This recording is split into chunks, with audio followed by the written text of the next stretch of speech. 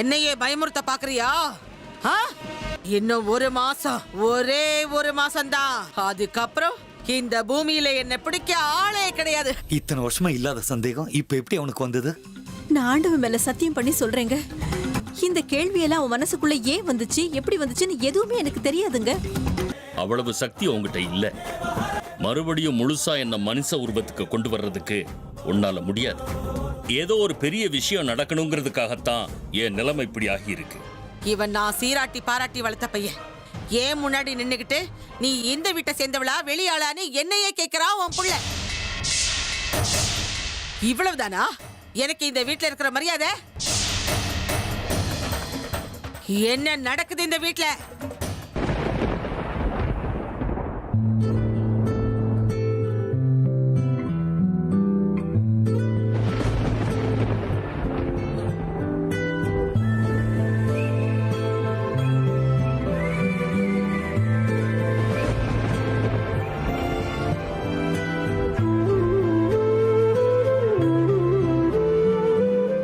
ஏங்க அமிர்தா, இத்தனை நாள் உங்க பின்னாடி நான் சுத்தி சுத்தி வந்து பேசினவன். இப்ப உங்க மேல கோவப்பட்டு உங்களை விட்டு விலகி போறேன்னு உங்களுக்கு ரொம்ப வருத்தமா இருக்கும்ல? நீங்க வாயை திறந்து சொல்லாம இருக்கலாம், ஆனா உங்க கண்களை பார்த்தாலே எனக்கு அந்த விஷயம் தெரியுது.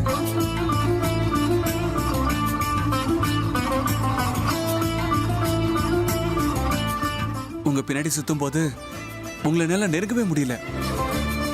அட்லீஸ்ட் உங்களை விட்டு விலகி போனாலாவது உங்களை நெருங்கிடுவேன்னு ஆசைங்க. அது என்னமோ சொல்லுவாங்களே, விலைக்கு போகும்போது இல்லை இழக்கும் போதுதான் உறவோட மதிப்பு நமக்கு தெரியும்னு. அதுக்கு தான் உங்ககிட்ட இருந்து நான் விலைக்கு போய் என் காதலோட மதிப்பை உங்களுக்கு புரிய வைக்கணும்னு நினைக்கிறேங்க. விலைக்கு போனாதான் உறவுகள் பலப்படும்னு சொல்லுவாங்க. உங்களை உயிருக்குயிரா காதலிக்கிறேன்னா ஏதோ ஒரு சின்ன சம்பவத்தை பெருசு பண்ணிக்கிட்டு உங்களை வெறுக்கிற அளவுக்குலாம் என்னோட மனசு அவ்வளோ சின்னது கிடையாதுங்க.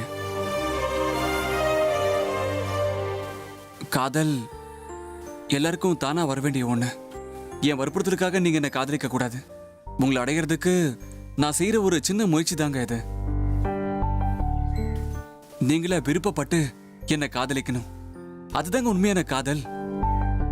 பார்த்துக்கிட்டே இருங்க அமிர்தா, உங்ககிட்ட இருந்து இப்படியே விலகி போய் உங்களை வெறுத்துக்கிட்டே ஒரு நாள் உங்க வாயால ஐ லவ் யூன்னு சொல்ல வச்சே தீருவங்க.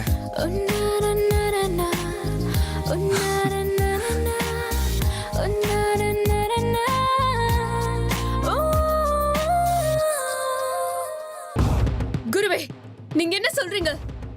நான் அர்ஜுனோட உயிரை பணையம் வைக்கணுமா? இல்ல, அதுக்கு வாய்ப்பே இல்ல. அப்படின்னா நாகமணி மேல இருக்கிற ஆசையை அப்படியே இங்க விட்டுட்டு திரும்பவும் நீ நாகலோகத்துக்கே போக வேண்டியதுதான். எந்த காரணத்தை கொண்டு அப்படி மட்டும் நடக்கவே நடக்காது. என் போராட்டத்தை நிறுத்துற பேச்சுக்கே இடம் இல்ல. அப்படின்னா இதை விட்டா உனக்கு வேற வழி இல்ல அமிர்தா. நான் சொன்னதை நீ செஞ்சே தீரணும். இப்ப நான் சொல்றத நல்லா கவனமா கேட்டுக்க. இப்போ அந்த சிவலிங்கத்தை அபகரிச்சுக்கிட்டு போன தீய சக்திகள் சாதாரணமானவங்க இல்ல, பெரிய சக்தி உடையவங்க. வெறும் நாகசக்தியும் மனுஷ சக்தியும் ஒன்னா சேர்ந்தா மட்டும்தான் அந்த வியூகத்தை ஒன்னால உடைக்க முடியும்.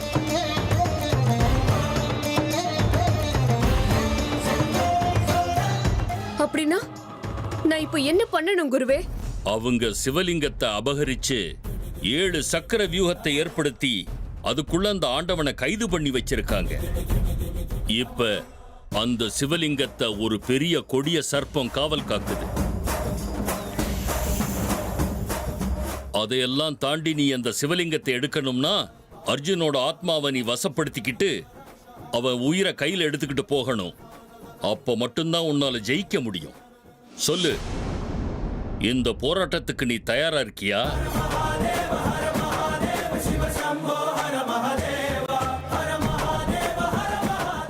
சரி குருவே, நீங்க சொன்ன மாதிரி நடக்கட்டும். இந்த காரியத்தை செய்ய நான் தயார். விதிமுறைகள் எல்லாம் எனக்கு சொல்லிக் கொடுங்க. கவனமா கேட்டுக்க அமிர்தா. நாளைக்கு சூரியன் 6 மணி 3 நிமிஷத்துக்கு அஸ்தமனமாகும். நீ வீட்ல இருந்து அர்ஜுனோட உயிரை எடுத்துக்கிட்டு கிளம்பி ஆகணும். அந்த சர்ப்பத்தை எதிர்த்து போராடி சிவலிங்கத்தை வீட்டுக்கு கொண்டு வரணும். வரும்போது 7 மகாசக்திகளுடைய ஒரு கோயில்ல அந்த சிவலிங்கத்தை வச்சு நீ பூஜை பண்ணணும். இந்த நேரத்துல நீ உன்னோட எந்த வேற சக்திகளையும் பயன்படுத்த முடியாது அமிர்தா. இந்த எல்லா காரியங்களும் சூரிய அஸ்தமனத்துக்கு முன்னாடி நடக்கணும். சூரிய அஸ்தமனத்துக்கு முன்ன நீ உன் வீட்டுக்குள்ள வந்து சேர்ந்தாகணும். ஒருவேளை சூரிய அஸ்தமனத்துக்கு முன்னாடி நான் வீட்டுக்கு போகலன்னா என்ன ஆகும் குருவே? மரணம். உன்னோட புருஷன் அர்ஜுன் மரணம் அடைஞ்சிருவான் அமிர்தா. மனுஷ உலகத்துல உனக்கு கிடைச்ச இந்த சுமங்கலி பாக்கியம் இல்லாம போய். என்னாச்சு அமிர்தா? பயமா இருக்கா? கவலையா இருக்கா? இந்த போராட்டத்துக்கு நீ தயாரா இருக்கியா இல்ல பின்வாங்க போறியா? பின்வாங்குற பேச்சுக்கே இடம் இல்ல குருவே. நாகமணி அடையிற இந்த போராட்டத்துல அர்ஜுன் மட்டும் இல்ல, யாரோட உயிரையும் பணைய வைக்க நான் தயாரா தான் இருக்கேன். நடக்கிறது நடக்கட்டும். இந்த யுத்தத்துக்கு நான் தயாரா இருக்கேன். நீ உண்மையாத்தான் சொல்றியா அமிர்தா? உண்மையிலேயே அர்ஜுனோட உயிரை பணையம் வைக்கிறதுக்கு மனசார நீ ஒத்துக்கிட்டியா? அமிர்தா, அர்ஜுன் உயிரை பணையம் வைக்க உன் மனசு சம்மதிக்குமா? சூரியன் அஸ்தமனம் ஆகிறதுக்கு முன்னாடி நான் சிவலிங்கத்தை எடுத்துட்டு வந்தே தீருவேன். ஞாபகம் வச்சுக்கோ அமிர்தா, சூரிய அஸ்தமனத்துக்குள்ள நீ வரலன்னா அர்ஜுனோட வாழ்க்கையில் அதுதான் கடைசி அஸ்தமனம்.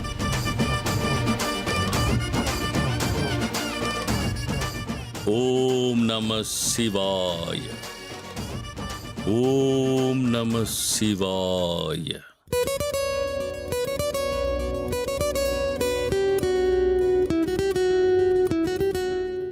இது எல்லாம் கேட்கறதுக்கு சித்தி தான் சரியான ஆள். அவங்களையே கேட்டுறேன்.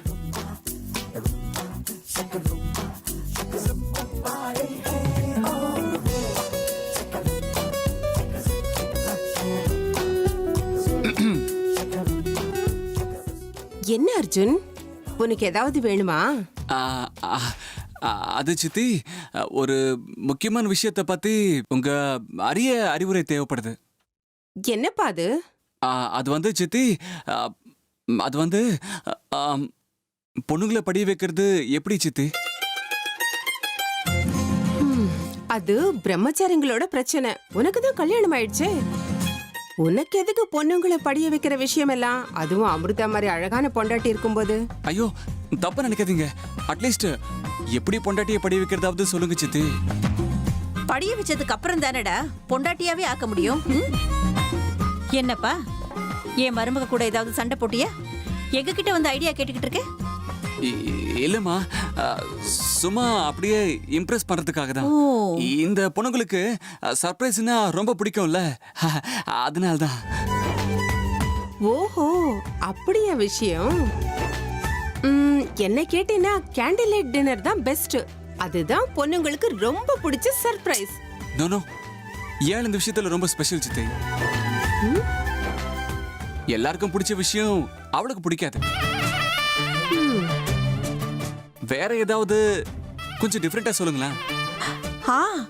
அவளுக்கு பிடிச்ச சமையலை உன் கையால நீ செஞ்சு உன் கையாலேயே நீ பரிமாறினா எப்படி இருக்கும்? என்னது, நான் சமையல் பண்றதா? சரியா போச்சு. ஏற்கனவே அவங்க லைட்டா தான் சாப்பிடுவாங்க. இதுல நான் வேற சமையல் பண்ணா அவங்க பர்மனண்டா சாப்பாடே வேணான்னு உன்னவர் தான் பண்ணுவாங்க. அட, இதெல்லாம் வேண்டாம். வேற ஏதாவது சொல்லுங்க. பெஸ்ட்னா ஒரு லாங் டிரைவ்ங்கிற பேர்ல உனக்கு பிடிச்ச இடத்துக்கு உன் பொண்டாட்டியை கூட்டிட்டு போய் ரோஸ் கொடுத்து ப்ரப்போஸ் பண்ணு. கரெக்ட், நல்ல ஐடியாடா. என்னது, ப்ரப்போஸா? அதுவும் இப்பவா? அர்ஜுன், காதல வெளிப்படுத்த நேரம், காலம், சந்தர்ப்பம், சூழ்நிலை எதுவும் தேவையில்லடா. மனசுல தோணுன உடனே சொல்லிடணும். ஆமா, ஸ்டாப். நாளைக்கு என்ன டேட்டு? 23. அப்படின்னா நாளையோட நான் அமிர்தாவை சந்திச்சு 1 வருஷம் ஆக போதுமா? அப்புறம் என்னப்பா ப்ரப்போஸ் பண்றதுக்கு ஒரு நல்ல காரணம் கிடைச்சாச்சு. ஆமா அர்ஜுன், லவ் பண்ணும்போது ப்ரப்போஸ் பண்றது ரொம்ப நார்மல், அது எல்லாரும் பண்ணுவாங்க. ஆனா கல்யாணத்துக்கு அப்புறமா பொண்டாட்டிய ப்ரப்போஸ் பண்றது இருக்கு பாரு, அதான் ஸ்பெஷல். All the best. நீ கீரை கொண்டு வர மாயலா. Arjun, all the best. தெரிஞ்சோ தெரியாமலையோ நம்ம 2 பேருக்குள்ள ஒரு விரிசல் ஏற்பட்டுருச்சு. முடிஞ்ச அளவுக்கு சீக்கிரம் அது எல்லாத்தையும் சரி பண்ணி நாம 2 பேரும் ஒண்ணு சேரணும். ஆனா ஒண்ணு மட்டும் உறுதி, உங்களுக்காக உங்க சந்தோஷத்துக்காக நான் என் உயிரை கொடுக்கவும் தயாரா இருக்கேன். அது உங்களுக்கு புரிஞ்சா போதும்.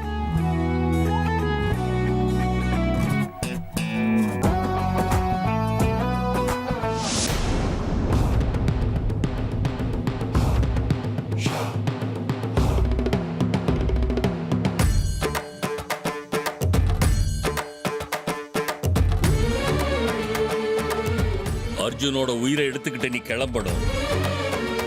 இந்த எல்லா காரியமும் சூரிய அஸ்தமனத்துக்கு முன்னாடி முடியணும். ஒருவேளை சூரிய அஸ்தமனத்துக்கு முன்னாடி நான் வீட்டுக்கு போகலன்னா என்ன ஆகும் குருவே? மரணம். உன்னோட புருஷன் அர்ஜுன் மரணம் அடைஞ்சிருவான்.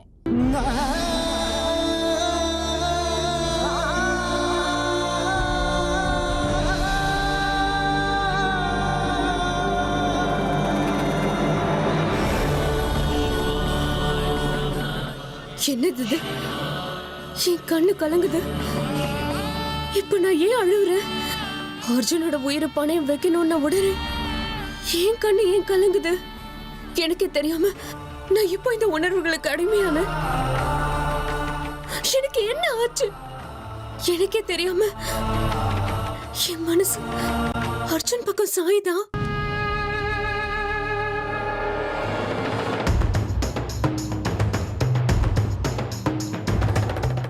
இல்ல இல்ல இல்ல, இப்படி நடக்க கூடாது. நான் யாரையும் காதலிக்க போறதில்ல.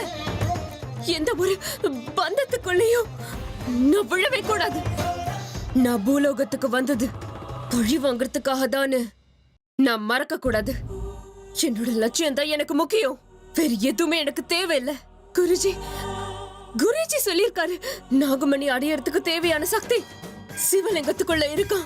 அந்த சக்திய நான் தேடியே ஆகணும். அந்த சிவலிங்கத்தை நான் தேடி என் வீட்டுக்கு கொண்டு வந்து வச்சாகணும். அவ்வளவுதான். அது மட்டும்தான் என்னோட குறிக்கோள். அது நல்லபடியா நிறைவேறணும்னா அதுக்காக நான் எதையும் செய்ய தயாரா தான் இருக்கணும். யாருக்கு என்ன ஆனாலும் பரவாயில்ல, என்னுடைய மனசு தடுமாறக்கூடாது. அமிர்தா, உன்னோட குறிக்கோள் நீ உறுதியா இருக்கணும். ஒவ்வொரு அடியும் திடமா இருக்கணும். மனசு கல்லா இருக்கணும். கிளம்பு.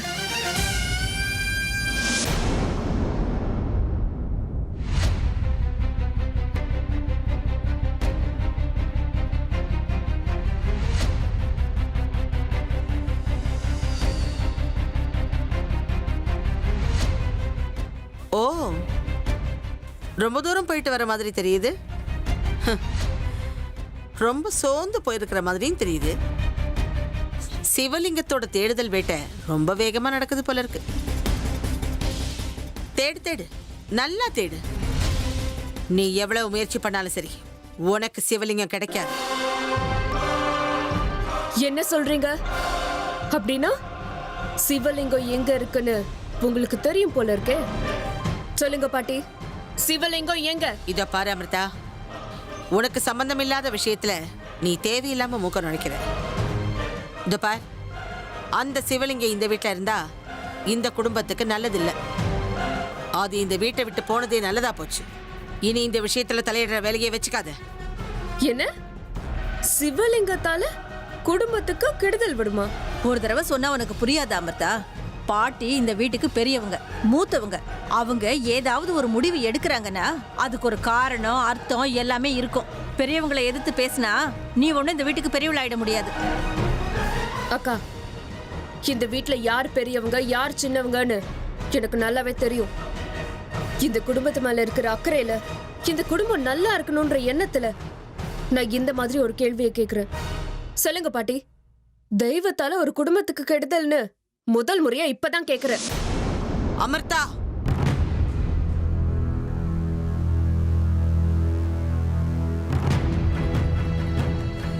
இத பாரு அமிர்தா, அந்த சிவலிங்கத்துக்கு யாரோ இந்த வீட்டுக்கு கெடுதல் வரணுங்கிறதுக்காக பிராண பிரதிஷ்டா அர்ப்பணம் செஞ்சிருக்காங்க. அது இந்த வீட்டுல இருந்தா இந்த குடும்பத்துக்கு நல்லது இல்லம்மா. அதனால தான் நான் அப்படி சொன்னேன். இதோ பாருமா, தெய்வம் நம்மளை காக்குங்கிறதுக்காக தான் நம்ம பூஜை பண்றோம். அதே தெய்வத்தால நமக்கு கெடுதல் நடக்கணும்னு யாரோ திட்டம் போட்டு சூழ்ச்சி பண்ணியிருந்தா நாம அந்த தெய்வத்தை நம்ம வீட்டுக்குள்ள வச்சுக்க முடியுமா சொல்லு?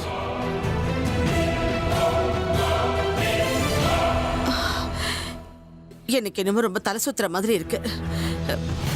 நான் போய் படுத்துக்கிறேன்.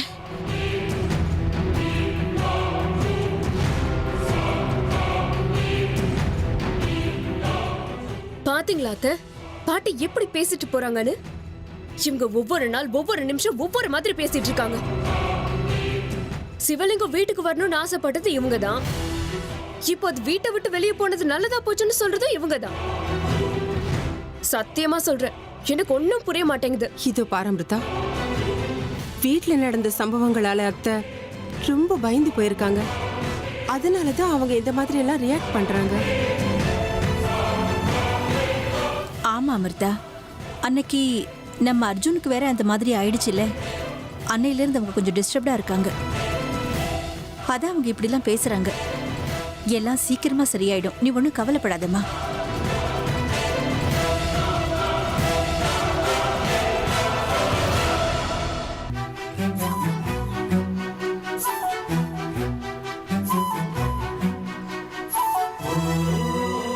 இப்போ உங்களுக்கு எப்படி இருக்கு? சாப்பிட்டீங்களா? டேப்லெட்ஸ் போட்டுக்கிட்டீங்களா? அப்படின்னா அன்னைக்கு ராத்திரி நடந்த விஷயத்த நீங்க இன்னும் மனசுல வச்சிட்டு இருக்கீங்கல்ல? இங்க பாருங்க, நான் தான் அப்பவே சொன்னல, நான் ரொம்ப பயந்து போயிட்டேன். அந்த நிமிஷம் என்ன செய்யறதுன்னு எனக்கு புரியல. நான் ஒன்னும் வேணும்னு அந்த மாதிரி பண்ணல. அதையே மனசுல வச்சுக்கிட்டு என் மேல கோபத்தை காட்டாதீங்க ப்ளீஸ். நீங்க சொல்லும் போதுல நீங்க சொல்ற மாதிரி நடந்துக்கணும் இல்லையா?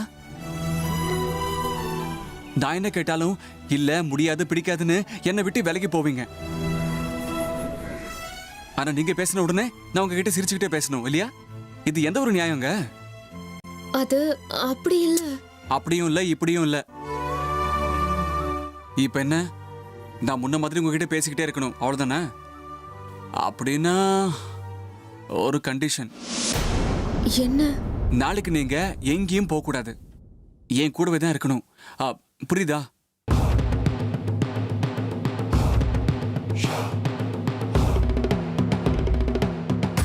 என்ன நாளைக்கா? இல்ல முடியாது. நாளைக்கு எனக்கு கொஞ்சம் வேலை இருக்கு. எப்ப கேட்டாலும் ஏதாவது சாக்கு சொல்லிக்கிட்டு என்ன அவாய்ட் பண்ணிக்கிட்டே இருப்பீங்களா? ஏங்க என்னோட இந்த சின்ன ஆசையை கூட நிறைவேற்ற மாட்டீங்களா? என் கூட இருக்கிறத விட முக்கியமான வேலை வேற என்னங்க இருக்கு உங்களுக்கு? அது என்னன்னு எனக்கும் சொல்லுங்க, இல்லைன்னா நானும் உங்க கூட வரவா?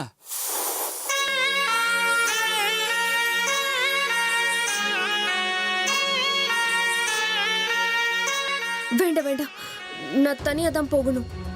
இல்ல அப்பேற்பட்ட முக்கியமான வேலை என்னன்னு நான் தெரிஞ்சுக்கலாமா? இல்ல எந்த கோவில எந்த வேண்டுதல் நிறைவேற்ற போறீங்கன்னு எனக்கு தெரியல. வழக்கமா அதுக்கு தானே போவீங்க. எங்க பாருங்க, எல்லாத்தையும் உங்ககிட்ட சொல்ல வேண்டிய அவசியம் இல்ல. நாளைக்கு எனக்கு ஒரு முக்கியமான வேலை இருக்கு, நான் அங்க போய் ஆகணும், அவ்வளவுதான். ப்ளீஸ் அமிர்தா, நாளைக்கு ஒரு நாள் என் கூட இருங்க. அதுக்கப்புறம் நான் எதுவுமே கேட்க மாட்டேன். அதுக்கப்புறம் உங்க வேலை என்னெல்லாம் இருக்கோ எல்லாத்தையும் முடிச்சுக்கோங்க. ப்ளீஸ் அமிர்தா, நாளைக்கு நீங்க என் கூட இருப்பீங்கல்ல, என்னுடைய இந்த சின்ன ஆசை கூட நிறைவேற்ற மாட்டீங்களா? ப்ளீஸ் அமிர்தா.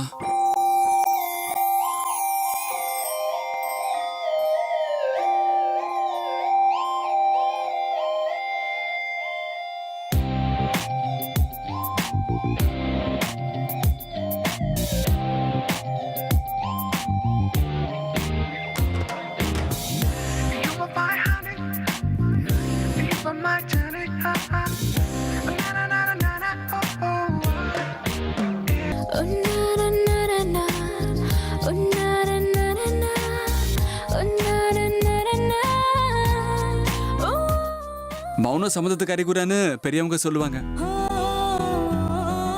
நீங்க மௌனமா இருக்கீங்கன்னா நான் சொன்னதுக்கு சம்மதிச்சிட்டீங்கன்னு அர்த்தம். எனக்கு தெரியுங்க, என்ன உங்களுக்கு ரொம்ப ரொம்ப பிடிக்கும். நான் என்ன கேட்டாலும் நீங்க இல்லைன்னு சொல்ல மாட்டீங்க. பாத்துக்கிட்டே இருங்க, நாளைக்கு நாள் பூரா நீங்க ஏன் கூடவே தான் இருப்பீங்க.